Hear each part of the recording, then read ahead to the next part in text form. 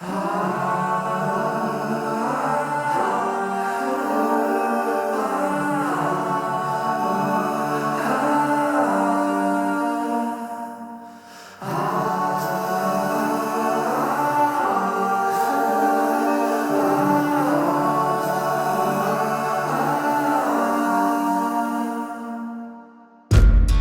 this trip we're chasing after the red deer, and this is the roar of the red deer. This is the time in the year when the animals become quite aggressive and their characteristics completely change from other times in the year. Normally you've got a very large big-bodied animal that lives a very solitary life. They're very cautious, they don't like a lot of interactions, they stay in the thick country, they don't expose themselves. And then there's one time of the year when the females are all on heat, and it's called the red deer rut or the red deer roar, and they are out to fight and mate and just let it be known that they are the bosses of this place. Oh, yum. It's an amazing thing to experience. I haven't experienced it before. This is my first time, and I'm pretty bloody excited. Fuck.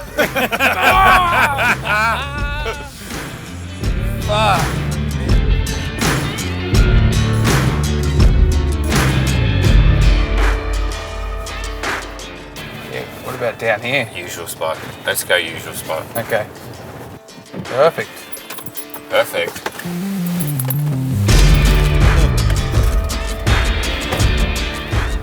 We unload the truck, we get the bags off, start setting up camp, getting ourselves organised. Moyle arrives in his bush car. Here's Oily Moyle in his Outback machine. That was the drive. Whoa. Mate, it's a long run, eh? Oh, dude, from Byron. What's going on, mate? You good? Good. I probably just needed. Came with nothing. I know.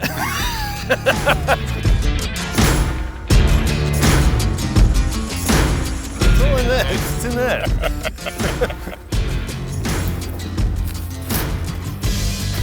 I know, who's got spare pegs?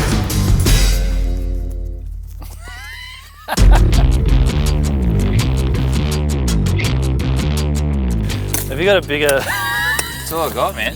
Sorry. I don't know. I feel like we're making a platform for Dave's comedy show. the Dave's comedy show. Dave, pull your pole further out. We have an afternoon hunt available to us. So we've checked the wind and we've decided to head up the mountain, which is a couple of 100 metres of vertical.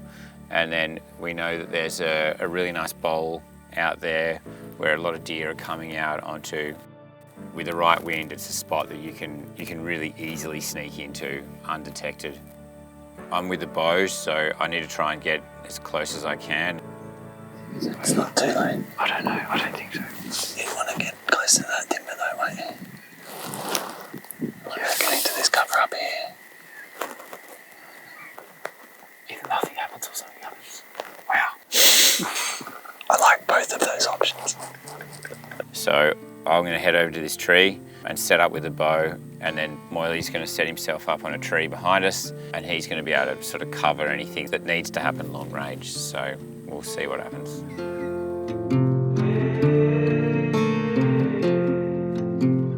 No sign of any deer today. Pretty quiet day. Have another crack at it tomorrow. Did you ever sleep? No, I was worried. What were you I was worried we'd all sleep. You missed something.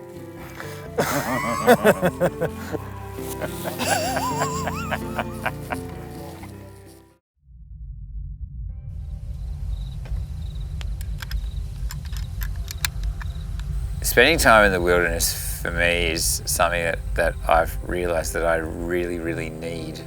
It's a time for me to be able to reflect on what's going on.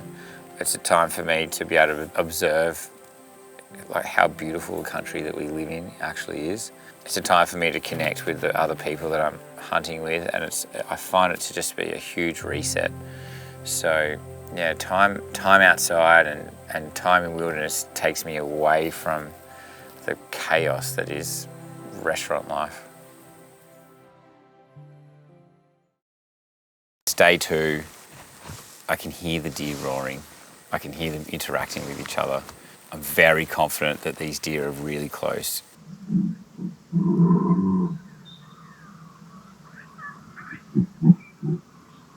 I sneak into this tree line. I actually almost had given up. I was like, oh, I think it might be blown. What's happening here? It wasn't a lot of sort of activity. And then I sort of hear this.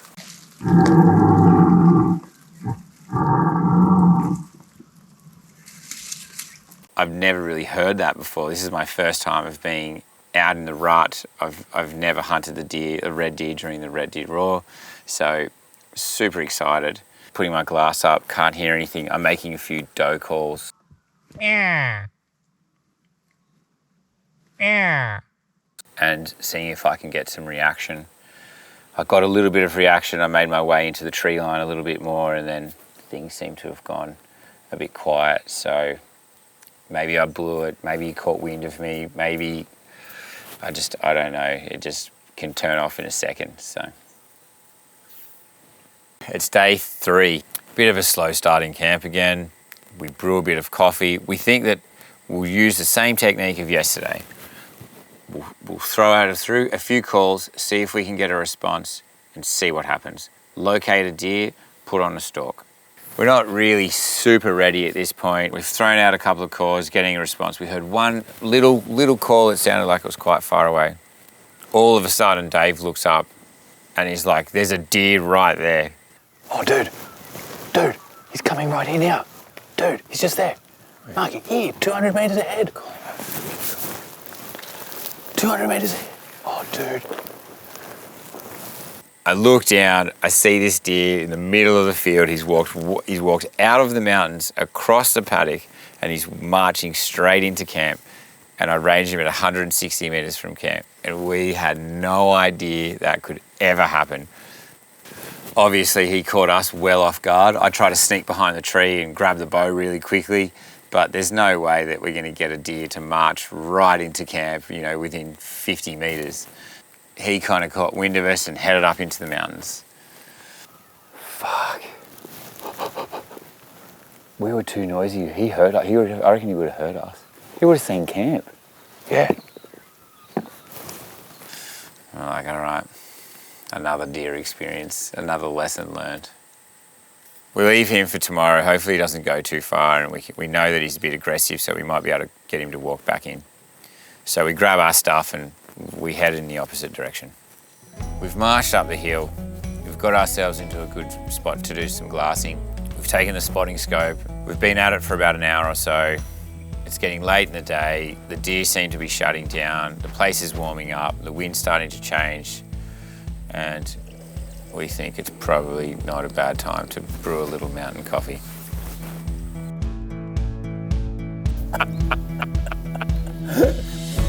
Oh man, That's bang on 87. it's hotter than 87. It's 92. After 2 failed hunts so far, I checked the wind in the afternoon, and I have taken the boys to a spot that I've been to previously that I know works in this type of wind. We park the car up, we creep over, I put my binos up, and within 45 seconds I've found a couple of deer that are making their way down. All right, I've just spotted 3. 3. Right on the edge, both on the red track. Yeah, got him. Got him, nice big hind in it. One on the right. Firstly, make it to these set of trees here, down into that gully. Next set of trees, up into those trees there. And I'm going to try and avoid fucking around with these cows here, because if they get spooked, they're going to run. There's cows everywhere. So I'm going to try and sneak into that tree line there. The plan is that Dave is going to stay behind on the spotting scope and keep a visual on the deer at all times. This is an important one because we're targeting a hind here. So we've got something to eat. So I've decided to drop the bow and take the rifle, and Moyle and I set off together to make the distance on these deer. Making a bit of a rush actually, because there's 2 hinds and a stag sitting in this clearing. They look kind of comfortable, but they're 2 k's away. So we're just trying to close the distance without spooking the cows. So we're just going to walk up and in through this try and get a bit of coverage from that tree, and hopefully they haven't moved too much. and we can either follow them left or right from that clearing and hopefully get a shot on them. But they look like they're not moving.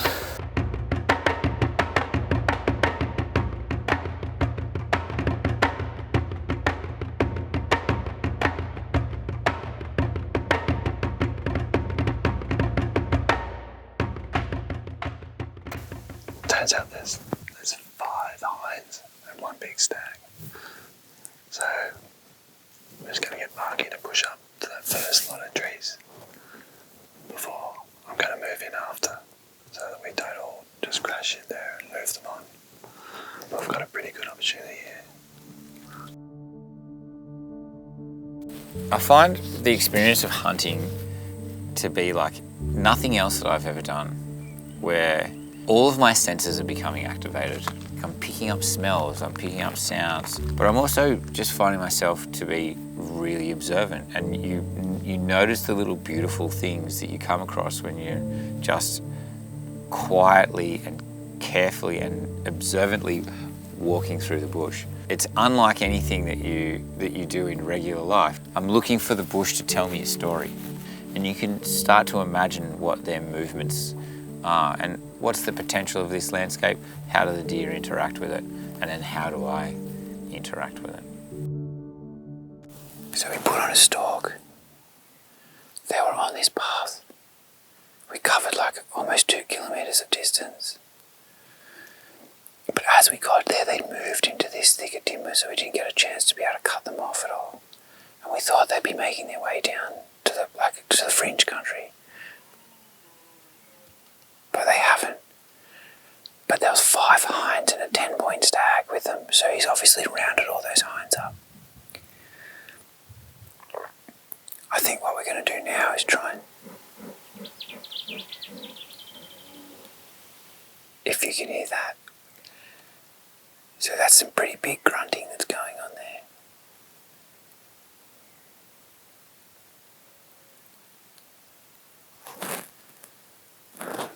We just got to check our way to getting that thick stuff, I think. Dave has spotted some deer off to the right, way over on the rise, and he sort of said, get up the trail there. Head up the trail. Moyle's decided to push through into the bush. We arrive at the top, but no deer. We think we've blown it. I'm literally almost 3 kilometres from where we started, and I noticed this echidna off to my side. Have a little look there. Not even being conscious that there's an opportunity for a deer.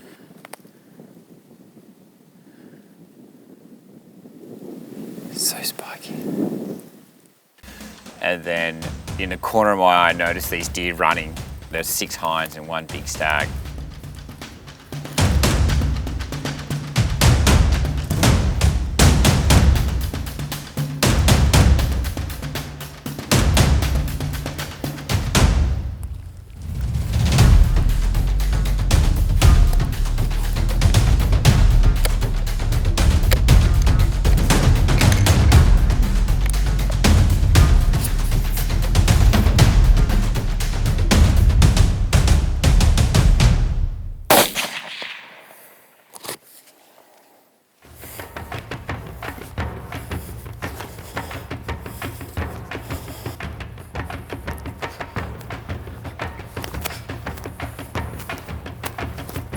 The herd was running off. There was a big buck with it.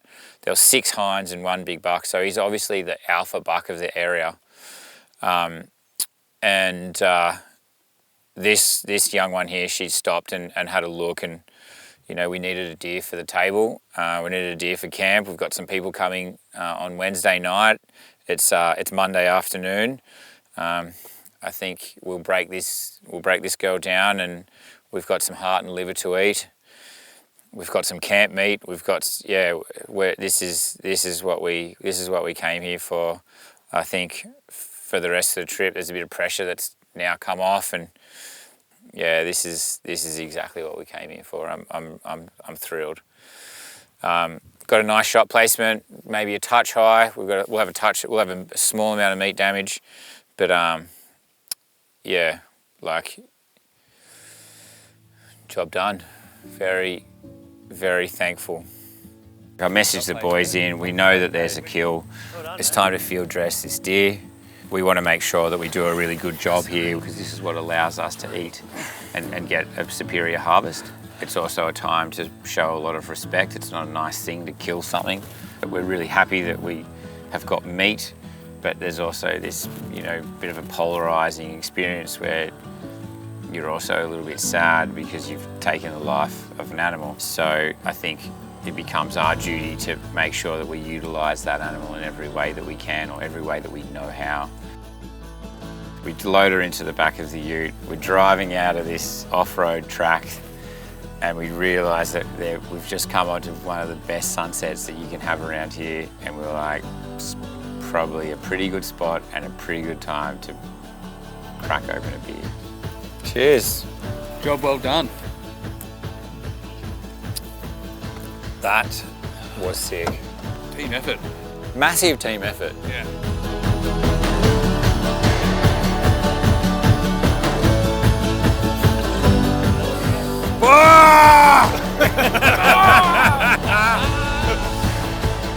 Fuck. There's such a relief to it, eh? Moyle has come up with a bright idea that we're going to call the biggest log that we have in camp menu log, which I think is quite clever. So we sat down by the menu log and we write a little bit of a menu. We've split up the dishes between the two of us.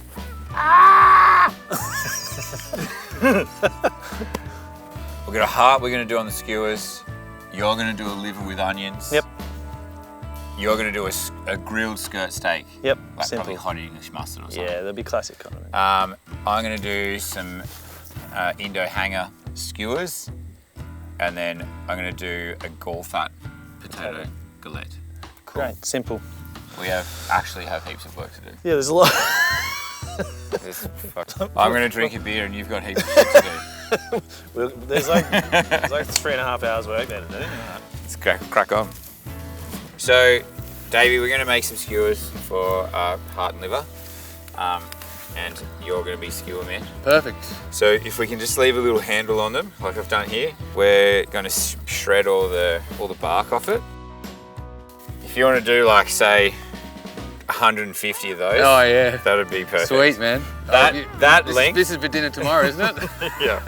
Moyley's going to do a seared liver steak with onions. A couple of small things. You can do it pretty much without prepping it. You can grill it on this skin, but what I find is there's a series of veins that run through here that I'll remove, and there's a skin on top that I'll peel off as well. Seems like a hard thing to do, but it's not. As soon as you get it started, you can just run your finger under it and it comes off really easily. I'm going to cut it into thick pieces and away we go. So I am preparing some of the skirt steak for a skewer. I've got like an Indo style marinade here. Chili, ginger, garlic, coriander, sweet soy and turmeric. And then we'll cook those over a raging fire. So here's our skewer meat, skirt steak and hanger steak. This is our mixed grill skewer. It's time to clean up our heart. We're gonna cut it open and take like the left and right aorta out of it, so we just have the flesh of the heart. What I like most about the heart is that it gives me the power of the animal after I eat it.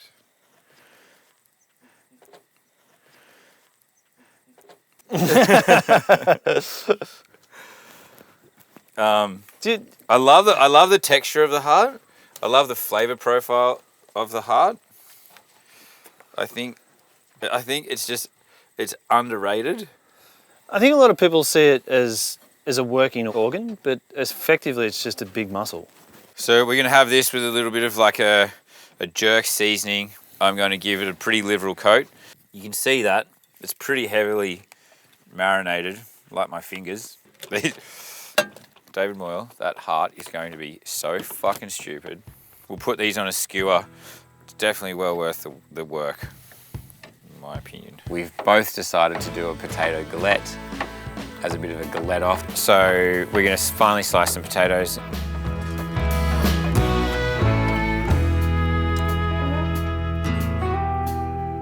And then we're we're wrapping the potatoes in the core fat, so we've got this webbing of fat that is around the organs inside of the deer, and it looks like spider's webbing, you know. But this galette we're going to cook over the fire, thinly sliced potatoes. I'm going for a little bit of garlic and rosemary and thyme in mine. Moyle's a bit more of a purist, he's just going to do a straight potato. And as that heats up, it's going to melt and render down, and then it's going to permeate through our potatoes and give a really full-bodied, distinct, beautiful flavour, but it's also going to be an amazing way that we can fry our potatoes from the underside.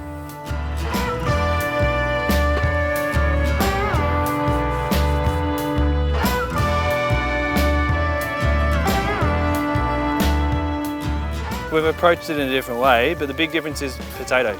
So this is a waxier potato. That's going to be gorgeous, your one. It should be, but who knows? Who knows? But and Marky's gone with a more seasoned, like classic, where you put some garlic and rosemary and thyme through it, salt and pepper. I've kind of just kept gone it layers. super simple. Yeah, Trying to make a few layers. I think they're both going to be amazing. So do I. There Yours? can only be one winner. Mate, I'm not even talking like that. I'm not even talking like that.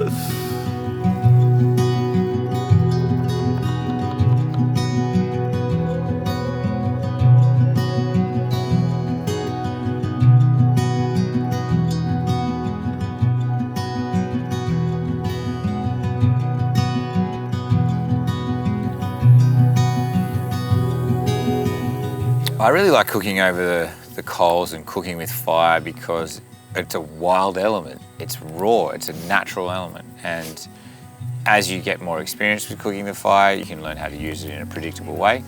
It's something that needs to be managed, and there's a lot more thought that goes into it. And then on top of that, there is an enormous amount of flavour that you're able to put into the products that you're cooking with. Anything that's been cooked over the fire, in my opinion, tastes better.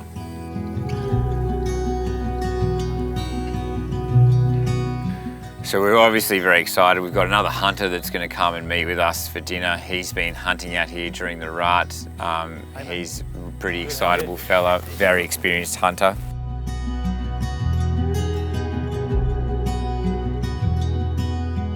Mate, you're too kind. That's the first time I've eaten heart, mate. Really? And that, oh yeah. It's not my go-to meal, but it is phenomenal. You will go to it from now. Oh man, you about done yourself. I think you found yourself a new friend, Mark. Yeah, no, we'll get along real well. Yeah. That is so good. Some super grills.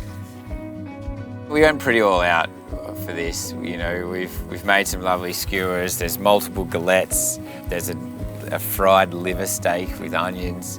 It's an amazing experience, and it's an amazing way to honour this animal and to basically celebrate the fact that we've been able to, you know, conduct ourselves in a hunt, and then also to be able to learn and know what to do when we bring that animal back home. I think that the quality of the deer meat that we have here in Australia is exceptional. Oh, yum. We have an extremely high, nutrient-dense, wild, organic, free-ranging meat in our forests. We just need to go get it.